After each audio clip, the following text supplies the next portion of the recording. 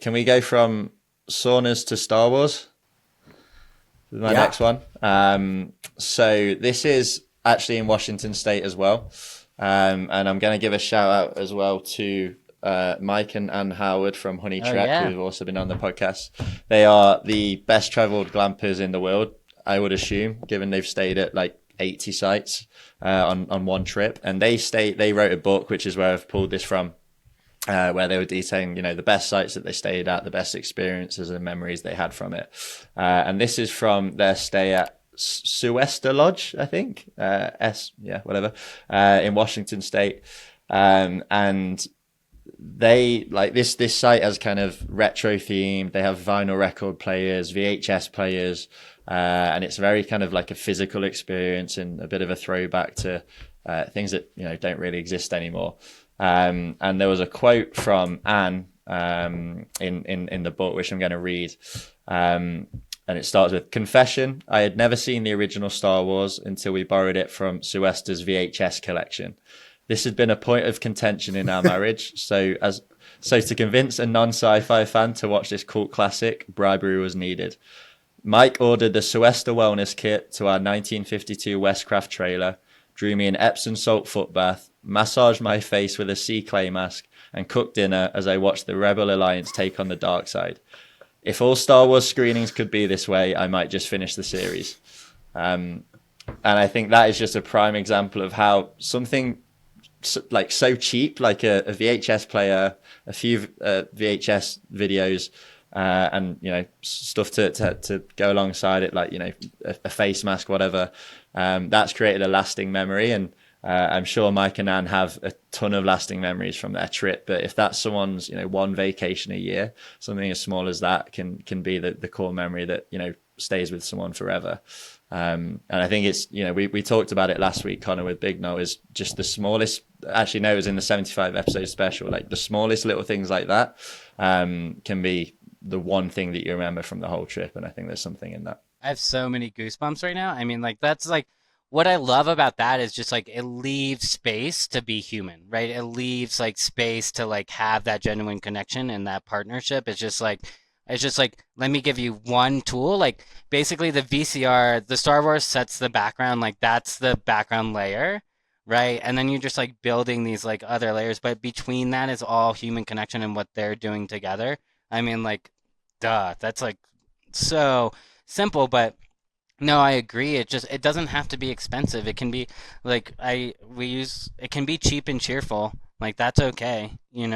And yeah, I love every part of that because then you can like he got to be creative with the yeah, it's great. But you're just like you're setting these little kind of suggestions, right? Like you should do this because then it can lead to this and then you're just like letting that personalization come from the guests themselves, right? I think in luxury especially, like we try to think like how we can personalize this like preemptively for somebody where it's like or can we just like in real time figure out their preferences or get that feedback after the stay and then apply to the next day.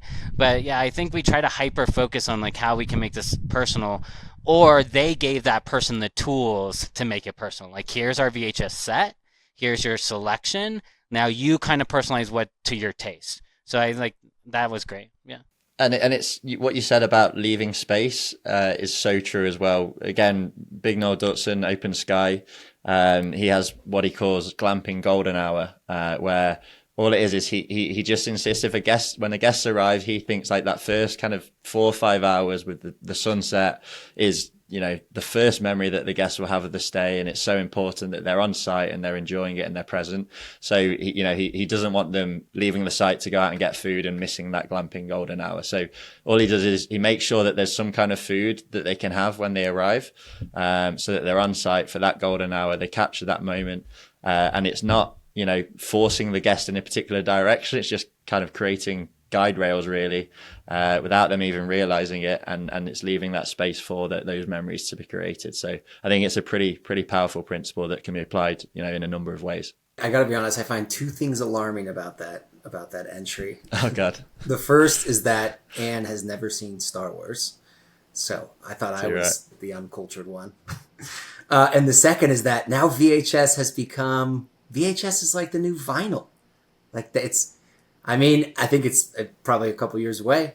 That like it's the novelty of going back to watch a VHS or like Star Wars is an experience, which is it's kind of crazy that that's well, cassette tapes have made a comeback as well somehow. Like if you see a band releasing a new record, like there'll be the vinyl record will be listed first, and then next to it is a cassette tape for like $15, which is like I don't know who's buying them, but they're a thing, and I think it's a desire for the physical now, like because everything is so online.